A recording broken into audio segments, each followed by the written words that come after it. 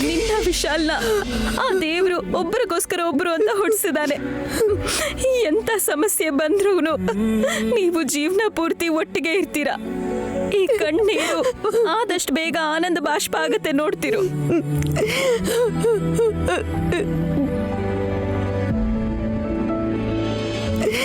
ನೀನ್ ದಿನ ಪೂಜೆ ಮಾಡು. ಆ ವಿಶಾಲಕ್ಷಮ್ಮ ತಾಯಿ ಮೇಲೆ ನಂಬಿಕೆ ಇಡು ನೈನಿ. ನೈನಿ ಸರ್, ನಿಮ್ಮೆಲ್ಲರನ್ನು ಡಾಕ್ಟರ್ ಒಳಗೆ ಕರಿತಿದ್ದಾರೆ.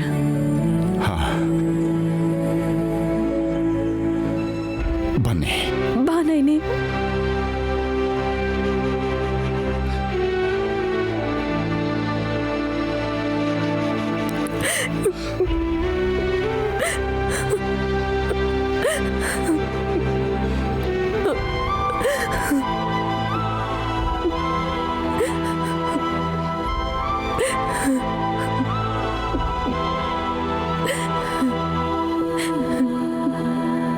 ನೀವು ಒಂದು ಚೂರು ಕೂಡ ಟೆನ್ಷನ್ ಆಗೋ ಅಗತ್ಯ ಇಲ್ಲ. Everything is fine. ಇದ್ರ ಜೊತೆಗೆ ಒಂದು ಇಂಪಾರ್ಟೆಂಟ್ ವಿಷಯ ಏನಂದ್ರೆ, ಇಷ್ಟು ದಿವಸ ನೀವು ICU ಇದ್ರಲ್ವಾ, ಅದರಿಂದ ನೀವು ಸ್ವಲ್ಪ ಡ್ರೌಸಿ ಆಗಿದ್ದೀರಾ. ಅದಕ್ಕೆ ನಿಮಗೆ ಮನುಷ್ಯರು, ಪರಿಸರ ಎಲ್ಲದರ ಬಗ್ಗೆ ಸ್ವಲ್ಪ ಕನ್ಫ್ಯೂಸ್ ಆಗ್ತಾ ಇದೆ. ಆದಷ್ಟು ಬೇಗ ಇದು ಸರಿ ಹೋಗ್ಬಿಡುತ್ತೆ. ಬನ್ನಿ, ಅಲ್ಲೇ ಯಾಕೆ ಇದ್ದೀರಾ? ಬನ್ನಿ ಬನ್ನಿ. ನಿಮ್ಮ ಮಗನ ಇವತ್ತು ಡಿಸ್ಚಾರ್ಜ್ ಮಾಡ್ತಾ ಇದ್ದೀವಿ. ನೀವು ಮನೆ ಕರ್ಕೊಂಡು ಹೋಗ್ಬೋದು.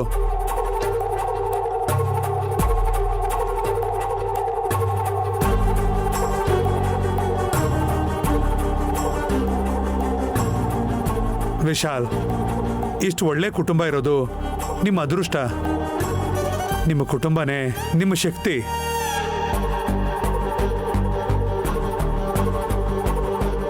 ನಿಮ್ಮ ತಂದೆಯವರಂತೂ ನೀವು ಹುಷಾರಾಗೋವರೆಗೂ ಹಾಸ್ಪಿಟ್ಲಿಂದ ಮನೆ ಕೂಡ ಹೋಗ್ಲಿಲ್ಲ.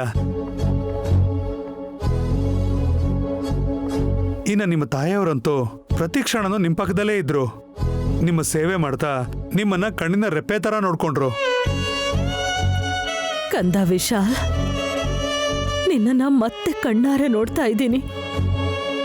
ಈಗ ನನ್ನ ಪ್ರಾಣ ವಾಪಸ್ ಬಂತು ಕಂದ. ನಿಮ್ಮ ಅತ್ತೆಯವರಂತೂ ಪಾಪ ನಿಮ್ಗೋಸ್ಕರ ಎಷ್ಟೊಂದು ಹತ್ತರು. ನೀವು ನಾರ್ಮಲ್ ಆಗಿದ್ದೀರಾ ಅಂತ ಹೇಳೋ ತನಕ ಅವ್ರಿಗೆ ನೆಮ್ಮದಿನೇ ಇರಲಿಲ್ಲ.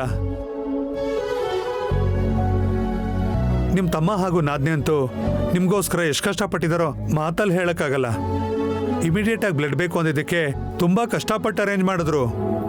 ಇಲ್ಲಿ ಸಿಗದೇ ಇದ್ದಂತ ಮೆಡಿಸನ್ಗಳನ್ನೆಲ್ಲ ಊರೆಲ್ಲ ಹುಡುಕಿ ತಗೊಂಡ್ ಬಂದ್ರು.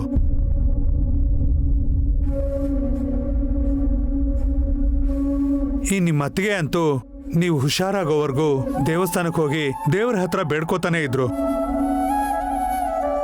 ನಿಮ್ಮನ್ನ ಕಣ್ಣಾರೆ ನೋಡ್ಬೇಕು ಅಂತ ನಿಮ್ ಕೈನ ಗಟ್ಟಿಯಾಗಿಟ್ಕೊಂಡು ನನ್ನ ಮನ್ಸಲ್ಲಿರೋ ದುಃಖ ಎಲ್ಲ ಕಡಿಮೆ ಆಗೋವರೆಗೂ ಅಳ್ಬೇಕು ಅನ್ಕೊಂಡಿದ್ದೆ. ನೀವು ಹುಷಾರಾಗಿ ನಿಮ್ ಹೆಂಡತಿ ಪ್ರಾಣ ಉಳಿಸಿದ್ರಿ ಯಜಮಾನ್ರೆ. ನಿಮ್ಗೋಸ್ಕರ ನಾನು ಪಟ್ಟಿರೋ ಕಷ್ಟ ಎಲ್ಲ ಹೇಳ್ಕೋಬೇಕು ಅನ್ನಿಸ್ತಿದೆ. ಆದ್ರೆ ಆ ದೇವ್ರು ನನ್ಗೆ ಅದೃಷ್ಟ ಕೊಟ್ಟಿಲ್ಲ. ಪಕ್ಕದಲ್ಲೇ ಇದ್ರು ಒಂದಾಗ್ತಿರೋ ರೈಲ್ ಕಂಬಿ ತರ ನಮ್ಮನ್ ಮಾಡ್ಬಿಟ್ಟ.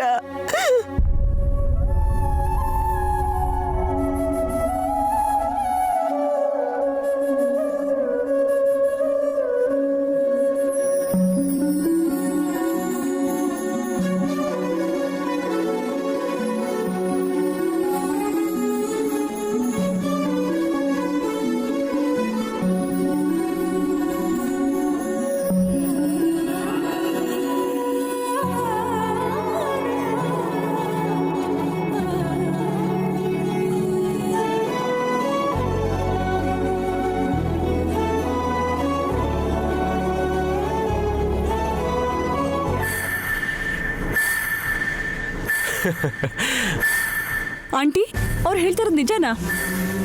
ಹೌದು ಜಾಸ್ಮಿನ್, ವಿಶಾಲ್ಗೇನೋ ದೃಷ್ಟಿ ಬಂದಿದೆ. ಆದ್ರೆ ಆಕ್ಸಿಡೆಂಟ್ ಫೋರ್ಸ್ಗೆ ಮೆಮೊರಿ ಲಾಸ್ ಆಗಿದೆ. ಅವನ್ ಬ್ರೈನ್ ಇವಾಗ ಪ್ಲೇನ್ ಪೇಪರ್. ಬೇರೆ ಹುಡುಗಿನ ಹೆಂಡತಿ ಅಂತಿದ್ದಾನೆ ಹೊರತು ಆ ನಯನಿ ಬಗ್ಗೆ ಅವನಿಗೆ ನೆನಪೇ ಇಲ್ಲ. ನಯನಿಗೆ ಸಂಬಂಧಪಟ್ಟ ನೆನಪು ಅವನ ಮೈಂಡಲ್ಲಿ ಸ್ವಲ್ಪನೂ ಇಲ್ಲ. ಆಂಟಿ, ಈ ವಿಷಯ ನೀವು ಹೇಳ್ತಿದ್ರೇನೆ ಇಷ್ಟು ಖುಷಿ ಆಗ್ತಿದೆ. ಅಂಥದ್ರಲ್ಲಿ ನೈನಿನ ವಿಶಾಲ್ ಗುರ್ತು ಹಿಡಿದೇ ಇರೋದನ್ನ ನಾವು ಕಣ್ಣಾರೆ ನೋಡಿದ್ರೆ ಇನ್ನೆಷ್ಟು ಖುಷಿ ಆಗುತ್ತೋ.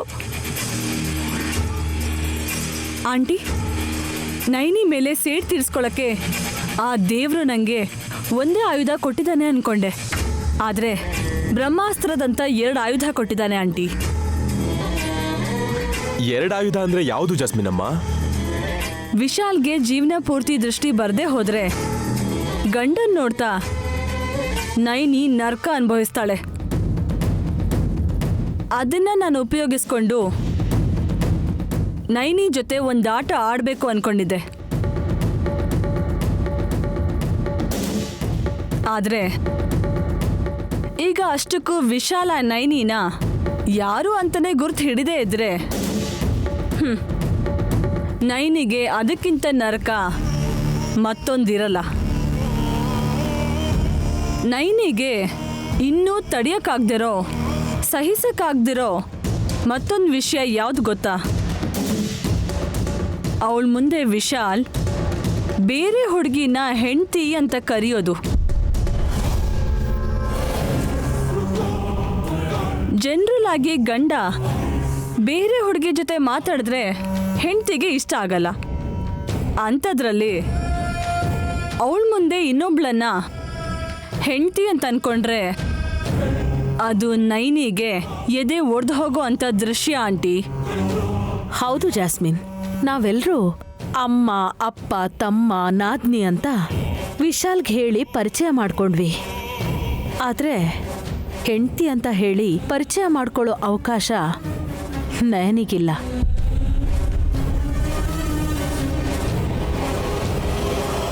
ವಿಶಾಲ್ ಆ ಧರಣಿನೇ ತನ್ನ ಹೆಂಡತಿ ಅಂದ್ಕೊಂಡು ಸಂಸಾರ ಮಾಡ್ತಾನೆ ಅಂತ ಅಂದ್ಕೋ. ಅದನ್ನ ನೋಡಿ ನಯನಿ ಮಾನಸಿಕವಾಗಿ ಸತ್ತು ಹೋಗ್ತಾಳೆ. ಅದನ್ನ ಸಹಿಸಕ್ಕಾಗ್ದೆ ಧರಣಿ ಅಲ್ಲ ನಾನೇ ನಿಮ್ ಹೆಂಡತಿ ಅಂತ ಒಂದ್ ವೇಳೆ ವಿಶಾಲ್ ಹತ್ರ ನಯನಿ ಹೇಳಿದ್ಲು ಅನ್ಕೋ. ವಿಶಾಲ್ಗೆ ಟೆನ್ಷನ್ ಆಗುತ್ತೆ. ಆ ಟೆನ್ಷನ್ ಅಲ್ಲಿ ನರಗಳು ವೀಕ್ ಆಗುತ್ತೆ. ಆದ್ರಿಂದ ಶಾಶ್ವತವಾಗಿ ದೃಷ್ಟಿ ಹೋಗುತ್ತೆ.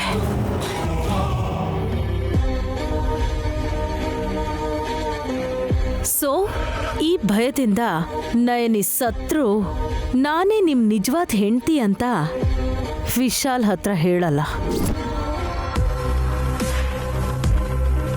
ಒಂದ್ ಕಡೆ ವಿಶಾಲ್ ಆ ಹುಡುಗಿ ಜೊತೆ ಚೆನ್ನಾಗಿರೋದನ್ನ ನೋಡಿ ಸಹಿಸಕ್ಕಾಗ್ದೆ, ಇನ್ನೊಂದ್ ಕಡೆ ಹೆಂಡತಿ ಅಂತ ಹೇಳೋಕ್ಕೂ ಆಗ್ದೆ ಅವಳು ವಿಲವಿಲ ಅಂತ ಒದ್ದಾಡ್ತಾಳೆ. ಇದೊಂದು ಸಾಕಾಂಟಿ. ಆ ನೈನಿನ ಆಟ ಆಡಿಸಿ ಅವಳಾಗವಳೆ ಈ ಮನೆ ಬಿಟ್ಟು ಹೋಗೋ ಹಾಗೆ ಮಾಡೋದಕ್ಕೆ. ಅದೇಗೆ ಜಾಸ್ಮಿನಮ್ಮ? ತುಂಬಾ ಸಿಂಪಲ್ ಪರ್ಶು. ನೈನಿನೇ ವಿಶಾಲ್ ಹೆಂಡತಿ ಅಂತ ನಾವು ವಿಶಾಲಿಗೆ ಹೇಳಕ್ ಟ್ರೈ ಮಾಡ್ತಿದೀವಿ ಅಂತ ಅವಳ ಮುಂದೆ ನಾವು ನಾಟಕ ಆಡೋಣ. ವಿಶಾಲ್ ಅಂದ್ರೆ ನೈನಿಗೆ ಪ್ರಾಣ ಆಗಿರೋದ್ರಿಂದ ನಿಜ ಗೊತ್ತಾದ್ರೆ ಟೆನ್ಷನಿಂದ ವಿಶಾಲ್ಗೆ ಎಲ್ಲಿ ಶಾಶ್ವತವಾಗಿ ಕಣ್ಣು ಹೊಟ್ಟು ಹೋಗುತ್ತೋ ಅಂತ ನೈನಿ ಹೆದರ್ಕೊಂಡು ಒದ್ದಾಡ್ತಾಳೆ. ಅದನ್ನ ನಾವು ಆಯುಧ ತರ ಉಪಯೋಗಿಸ್ಕೊಂಡು ಮರ್ಯಾದೆಯಿಂದ ಈ ಮನೆಯಿಂದ ಆಚೆ ಹೋಗ್ತೀಯಾ, ಇಲ್ಲಾಂದ್ರೆ ವಿಶಾಲ್ಗೆ ನಿಜ ಹೇಳು ಅಂತೀಯ ಅಂತ ಬ್ಲ್ಯಾಕ್ ಮೇಲ್ ಮಾಡೋಣ aunty. Basically Naini ತ್ಯಾಗಕ್ಕೆ brand ambassador ಆಗಿರೋದ್ರಿಂದ ನಾನು ಈ ಮನೆಯಿಂದ ಆಚೆ ಹೋದ್ರೂ ಪರವಾಗಿಲ್ಲ, ಆದರೆ ವಿಶಾಲ್ ಯಜಮಾನ್ರು ಹುಷಾರಾಗಿದ್ರೆ ನನಗಷ್ಟೇ ಸಾಕು ಅಂತ ಗಂಟು ಮೂಟೆ ಕಟ್ಕೊಂಡು ಮುಕ್ಕಂಟಿಪುರಕ್ಕೆ ವಾಪಸ್ ಹೋಗ್ತಾಳೆ. ನೀನ್ ಸೂಪರ್ ಜಾಸ್ಮಿನಮ್ಮ. ಅಂದ್ರೆ ನಯನಿ ಆದಷ್ಟು ಬೇಗ ಮನೆಯಿಂದ ಆಚೆ ಹೋಗೋ ಸೀನ್ ಕಣ್ಮುಂದೆ ಕ್ಲಿಯರ್ ಆಗಿ ಕಾಣಿಸ್ತಿದೆ. ಆಂಟಿ, ನಾಳೆಯಿಂದಾನೇ ನೈನಿ ಜೊತೆ ನಮ್ಮ ಆಟ ಶುರುವಾಗುತ್ತೆ.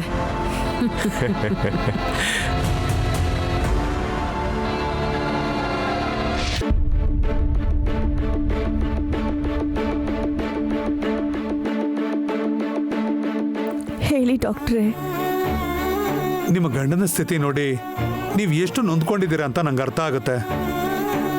ಕನಿಷ್ಠ ಪಕ್ಷ ಅವರ ಹತ್ರಕ್ಕೆ ಹೋಗಿ ಮಾತಾಡಕ್ಕಾಗ್ತಿಲ್ವಲ್ಲ ಅಂತ ಒಬ್ಬ ಹೆಂಡತಿಯಾಗಿ ನಿಮ್ಗೆ ಎಷ್ಟು ಸಂಕಟ ಆಗ್ತಿದೆ ಅಂತ ನನಗೆ ಅರ್ಥ ಆಗುತ್ತೆ. ನಿಮಗೆ ನಿಮ್ಮ ಗಂಡನ ಮೇಲಿರೋ ಪ್ರೀತಿ, ಅವ್ರಿಗೆ ನೀವು ತೋರಿಸೋ ಅಂಥ ಕಾಳಜಿ, ಅವರು ಬೇಗ ವಾಸಿ ಆಗೋ ಹಾಗೆ, ಇದ್ರ ಜೊತೆಗೆ ಈಗ ನಿಮ್ಮ ಮೇಲೆ ತುಂಬ ಜವಾಬ್ದಾರಿ ಇದೆ. ಹೇಳಿ ಡಾಕ್ಟ್ರೆ, ನಾನೇನು ಮಾಡಲಿ? ಸದ್ಯಕ್ಕೆ ನಿಮ್ಮ ಗಂಡನ ಬ್ರೈನು ಒಂದು ಗಾಜಿನ ಬೊಂಬೆ ಥರ. ಅವರ ಬ್ರೈನ್ಗೆ ಯಾವುದೇ ರೀತಿ ಟೆನ್ಷನ್ಸ್ ಆಗಲಿ, ಮಾನಸಿಕ ಒತ್ತಡ ಆಗಲಿ ಯಾವುದೇ ಕಾರಣಕ್ಕೂ ಆಗಬಾರ್ದು. ಸರಿ ಡಾಕ್ಟ್ರೆ, ಅವರಿಗೆ ಮಾನಸಿಕ ಒತ್ತಡ ಆಗದಿರೋ ಹಾಗೆ ನೆಮ್ಮದಿಯಿಂದ ಇರೋ ಹಾಗೆ ನೋಡ್ಕೋತೀನಿ. ವಿಶಾಲ್ ಅವ್ರಿಗೆ ಆ ರೀತಿ ಮೆಂಟಲಿ ಡಿಸ್ಟರ್ಬ್ ಆಗದೇ ಇರಬೇಕು ಅಂತಂದ್ರೆ ಧರಣಿ ಅವರು ಇಲ್ಲೇ ಇರಬೇಕು.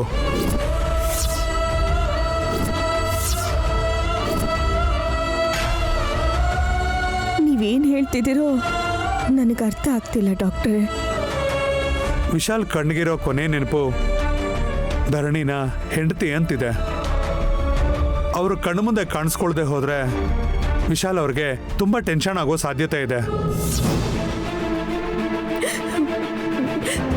ಮೆಂಟಲಿ ತುಂಬಾ ಡಿಸ್ಟರ್ಬ್ ಆಗಿಬಿಡ್ತಾರೆ. ಅದೇನಾದರೂ ತುಂಬಾ ಜಾಸ್ತಿ ಆದರೆ ಹೇಳಿದ್ದೆ ಅಲ್ವಾ, ಶಾಶ್ವತವಾಗಿ ದೃಷ್ಟಿ ಹೊರಟೋಗುತ್ತೆ.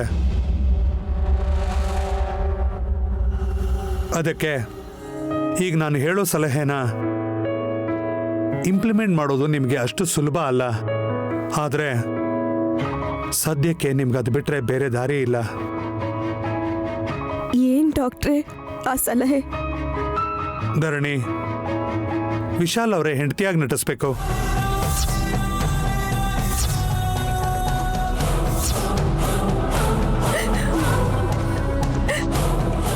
ನೀವು ಏನ್ ಹೇಳ್ತಿದ್ದೀರಾ ಡಾಕ್ಟ್ರೆ? ಆ ಮಾತು ಕೇಳ್ತಿದ್ರೇನೆ ನನ್ ಸಹಿಸ್ಕೊಳಕ್ಕಾಗ್ತಿಲ್ಲ. ಅಂಥದ್ರಲ್ಲಿ ಅವಳು ನನ್ನ ಸ್ಥಾನಕ್ಕೆ ಬಂದು ನನ್ನ ಗಂಡನ ಪಕ್ಕ ಹೆಂಡತಿ ಆಗಿದ್ರೆ ನಾನು ನೋಡ್ಕೊಂಡು ಬದುಕಿರ್ತೀನ. ಯಾವ ಹೆಂಡ್ತಿನೂ ಒಪ್ಕೊಳ್ದಿರೋ ವಿಷಯ ಅಂತ ನನಗೆ ಗೊತ್ತು. ಆದರೆ ನಿಮ್ಮ ಮನಸ್ಸಿಗೆ ನೋವಾದರೂ ಸರಿ, ನಿಮ್ಮ ಗಂಡನ ಕ್ಷೇಮಕ್ಕೋಸ್ಕರ ಮಾಡಲೇಬೇಕು. ನಿಮ್ಮ ಗಂಡನ ಆರೋಗ್ಯ ಸರಿ ಹೋಗಿ ಅವರ ಹಳೇದೆಲ್ಲ ನೆನಪು ಬರೋವರೆಗೂ ಅವ್ರನ್ನ ಹೆಂಡತಿಯಾಗಿ ನಟಿಸ್ಬೇಕು ಅಂತ ಕೇಳಿ. ನಿಮ್ಮ ಗಂಡನ ನೆನಪು ಬರ್ತಿದ್ದ ಹಾಗೇನೆ ಆಟೋಮೆಟಿಕ್ ಆಗಿ ಧರಣಿ ನೆನಪು ಹೊರಟೋಗುತ್ತೆ. ಆಗ ನೀವು ನಿಮ್ಮ ಗಂಡ ಮೊದಲಿನ ಥರ ಸಂತೋಷವಾಗಿರ್ಬೋದು. ನೀವು ಯೋಚಿಸೋದಕ್ಕೆ ತಡ ಮಾಡಿ ದಯವಿಟ್ಟು ನಿಮ್ಮ ಗಂಡನ ಆರೋಗ್ಯನ ಕಷ್ಟಕ್ಕೆ ಸಿಕ್ಕಿಸ್ಬೇಡಿ. ಧರಣಿ ಅವ್ರು ಒಪ್ಕೊಳ್ಳೋದು ಕಷ್ಟನೇ. ಆದರೆ ನಿಮ್ಮ ಕಷ್ಟನ ಅವ್ರಿಗೆ ಅರ್ಥ ಆಗೋ ಹಾಗೆ ಹೇಳಿ ಹೇಗಾದರೂ ಮಾಡಿ ಅವ್ರನ್ನ ಒಪ್ಪಿಸಿ.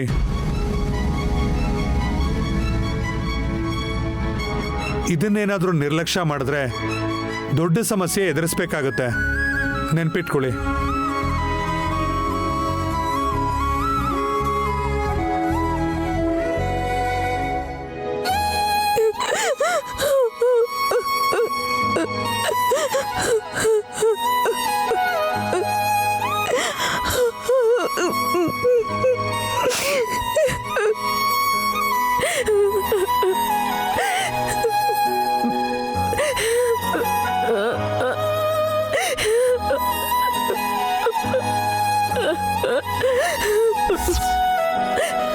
ನಿನ್ನ ನೋಡ್ದೇನೆ ಇರುವುದು ಅಂದರೆ ನಾನು ನನ್ನನ್ನೇ ಕಳ್ಕೊಂಡು ಹಾಕ್ದರಣಿ. ಅದಕ್ಕೆ ನಾಳೆ ಒಂದಿನ ನಾನು ಇಲ್ಲದೆ ಹೋದರೂ ನನ್ನ ಕಣ್ಣು ಮಾತ್ರ ಯಾವಾಗಲೂ ನಿನ್ನ ನೋಡ್ತಾನೆ ಇರಬೇಕು ಅಂತ ನಾನು ಡೊನೇಟ್ ಮಾಡ್ತಾ ಇದ್ದೀನಿ.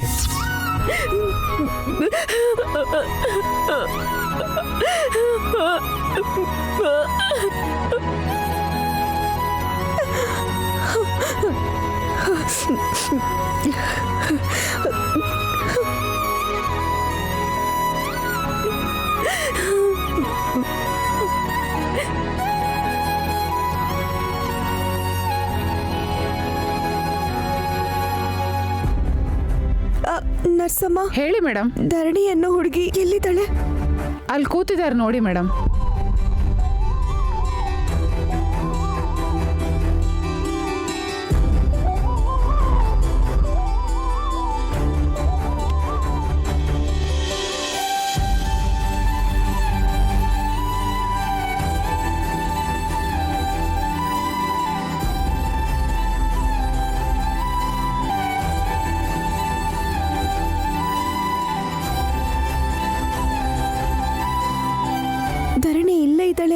ನರ್ಸಮ್ಮ ಹೇಳಿದ್ರಲ್ಲ, ಅದ್ರಲ್ಲಿ ಇಲ್ವಲ್ಲ.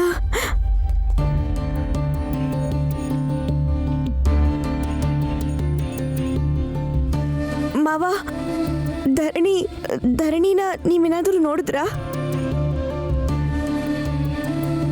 ಅದೇ ಮಾವ, ವಿಶಾಲ್ ಯಜಮಾನ್ರಿಗೆ ಕಣ್ ಕೊಟ್ಟಿದಾರಲ್ಲ, ಅವ್ರ ಹೆಂಡತಿ. ಆ ಹುಡುಗಿ ಹತ್ರ ತುಂಬಾ ಮುಖ್ಯವಾದ ವಿಷಯ ಮಾತಾಡ್ಬೇಕಿತ್ತು. ನಿಮ್ಗೇನಾದ್ರೂ ಕಾಣಿಸಿದ್ರಾ?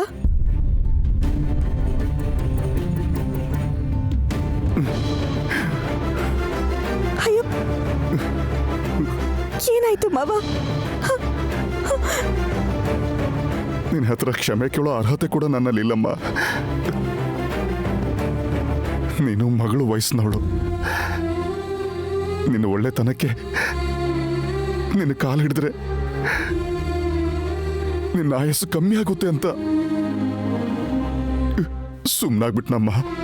ಅಯ್ಯೋ ಮಾವ, ನೀವು ದೊಡ್ಡವರು, ಹಾಗೆಲ್ಲ ಮಾತಾಡಬಾರ್ದು. ಇಷ್ಟಕ್ಕೂ ಈಗೇನಾಗಿದೆ ಅಂತ ಹೀಗೆಲ್ಲ ಮಾತಾಡ್ತಿದ್ದೀರಾ? ಅಮ್ಮ, ಗಂಡ ಬೇರೆ ಹುಡುಗಿನ ನೋಡಿದ್ರೇನೆ ಯಾವ ಹೆಂಡ್ತಿನೂ ಸಹಿಸೋಲ್ಲ. ಅಂಥದ್ರಲ್ಲಿ ನಿನ್ನ ಗಂಡನ ಕಾಪಾಡ್ಕೊಳ್ಳೋಕ್ಕೋಸ್ಕರ ನಿನ್ನ ಜಾಗಕ್ಕೆ ಬೇರೆ ಹುಡುಗಿನ ಕರ್ಕೊಂಡು ಬರೋದಕ್ಕೂ ನೀನು ಸಿದ್ಧ ಆಗ್ಬಿಟ್ಟೆ. ನನ್ನ ಮಗ ಬೇರೆ ಹುಡುಗಿನ ತನ್ನ ಹೆಂಡತಿ ಅಂತ ಅನ್ಕೊಂಡ್ರೇನೆ ನನಗೆ ತಡ್ಕೊಳಕ್ಕಾಗ್ತಿಲ್ಲಮ್ಮ. ತಾಳಿ ಕಟ್ಸ್ಕೊಂಡಿರೋ ಹೆಂಡತಿ ನೀನು, ಮತ್ತೆ ಹೇಗೆ ಸಹಿಸ್ಕೋತೀಯೋ ಮಗಳೇ? ಇಷ್ಟು ದೊಡ್ಡ ತ್ಯಾಗಕ್ಕೆ ಹೇಗೆ ಸಿದ್ಧವಾದ್ಯಮ್ಮ? ಮಾವ, ನನ್ನ ಗಂಡ ಬಂಗಾರ. ಒಂದ್ ಮಾತಲ್ಲಿ ಹೇಳ್ಬೇಕಂದ್ರೆ ಶ್ರೀರಾಮಚಂದ್ರ. ಅವರು ಕೊಟ್ಟಿರೋ ಕಣ್ಣಿಂದ ಬೇರೆ ಹುಡುಗಿ ನೆನ್ಪಿರೋದ್ರಿಂದ ಅವ್ರು ಹೀಗೆ ಹೇಳ್ತಿದ್ದಾರೆ ಹೊರತು ಕನ್ಸಲ್ ಕೂಡ ಬೇರೆ ಹುಡುಗಿ ಬಗ್ಗೆ ಯೋಚಿಸಲ್ಲ. ಎಲ್ಲದಕ್ಕೂ ಮೀರಿ ನಾನಂದ್ರೆ ಅವ್ರಿಗೆ ಪ್ರಾಣ. ಅಂಥದ್ರಲ್ಲಿ ಈ ವಿಷಯದಲ್ಲಿ ನಾನು ಯಾಕೆ ನೊಂದ್ಕೊಳ್ಳಿ ಹೇಳಿ? ಇಲ್ಲಮ್ಮ, ಇವತ್ತು ನೀನು ಈ ಪರಿಸ್ಥಿತಿಗೆ ಬರೋದಕ್ಕೆ ಒಂದು ರೀತಿಲಿ ನಾನೇ ಕಾರಣ. ಆ ಆಸ್ತಿನ ತಿಲೋತ್ತಮ ಎಲ್ಲಿ ತನ್ನ ಕೈವಶ ಮಾಡ್ಕೊಂಡು ಬಿಡ್ತಾಳೋ ಅನ್ನೋ ಭಯದಲ್ಲಿ ನಿನ್ನ ಹೆಸರಿಗೆ ಬರ್ದನಮ್ಮ. ದಿವ್ಯ ದೃಷ್ಟಿ ಇರೋ ನೀನು ಮಾತ್ರನೇ ವಿಶಾಲ್ಗೆ ರಕ್ಷಣೆಯಾಗಿದ್ಕೊಂಡು ಆ ತಿಲೋತ್ತಮನ ಕುತಂತ್ರಕ್ಕೆ ನನ್ನ ಮಗ ಬಲಿಯಾಗ್ದಿರೋ ಹಾಗೆ ನೋಡ್ಕೋತೀಯ ಅಂತ ನನ್ನ ಮಗನ ಜೊತೆ ನಿನಗೆ ಮದುವೆ ಮಾಡಿಸಿದ್ನಮ್ಮ. ಬೇರೆಯವ್ರ ಭವಿಷ್ಯದ ಬಗ್ಗೆ ತಿಳ್ಕೊಳ್ಳೋಂತ ನಿನಗಿರೋ ವರ ಇವತ್ತು ನಿನ್ನ ಭವಿಷ್ಯಕ್ಕೆ ಅದೇ ಶಾಪ ಆಗುತ್ತೆ ಅಂತ ನಾನು ಅನ್ಕೊಂಡಿರ್ಲಿಲ್ಲಮ್ಮ. ನನ್ನ ಮಗನ ಸ್ವಾರ್ಥದ ಬಗ್ಗೆ ಯೋಚನೆ ಮಾಡಿ ನಿನ್ನನ್ನ ಕಷ್ಟಕ್ಕೆ ಸಿಕ್ಕಾಕ್ಸ್ತೆ ಅಂತ ಅನಿಸ್ತಿದ್ಯಮ್ಮ. ಅಶೋ, ಇಲ್ಲ ಮಾವ, ದೇವ್ರಂತ ಗಂಡನ್ನ ನನಗೆ ವರವಾಗಿ ಕೊಟ್ಟಿದ್ದೀರಾ. ಅವ್ರಿಗೆ ಏನೂ ಆಗದೆ ಇರೋ ಥರ ಹುಷಾರಾಗಿ ನೋಡಿಕೊಂಡು ಕಣ್ಣಿನ ರೆಪ್ಪೆ ಥರ ಕಾಪಾಡ್ಕೊಂಡು ಬಂದಿದ್ದೀನಿ ಮಾವ. ನಾನು ಅವರಿಂದ ತಾಳಿ ಕಟ್ಟಿಸ್ಕೊಂಡಿದ್ದ ಹೆಂಡತಿ, ಮತ್ತೆ ಹೆಂಡತಿಯಾಗಿ ನನ್ನ ಗಂಡಂಗಿಂತ ನನಗಿನ್ಯಾವ್ದು ಮುಖ್ಯ ಆಗಿರುತ್ತೆ ಹೇಳಿ ಮಾವ? ಅಮ್ಮ ನೈನಿ, ನೀವಿಬ್ರು ಸಾವನ್ನ ಗೆದ್ದು ಬಂದಿದ್ದೀರಾ. ಇದೇ ಥರ ಇನ್ನೆಷ್ಟು ಕುತಂತ್ರನ ನೀವಿಬ್ರು ಎದುರಿಸ್ಬೇಕಾಗುತ್ತೇನೋ ಅಂತ ತುಂಬಾ ತುಂಬಾ ಭಯ ಆಗ್ತಿದೆ ತಾಯಿ. ಎದುರಿಸ್ತೀನಿ ಮಾವ. ನನ್ನ ಗಂಡನ್ನ ಕಾಪಾಡ್ಕೊಳ್ಳೋಕ್ಕೋಸ್ಕರ, ಅವ್ರ ಕ್ಷೇಮವಾಗಿರೋಕ್ಕೋಸ್ಕರ ಯಾರು ಎಷ್ಟೇ ಕುತಂತ್ರ ಮಾಡಿದ್ರು ನಾನು ಎದುರಿಸ್ತೀನಿ.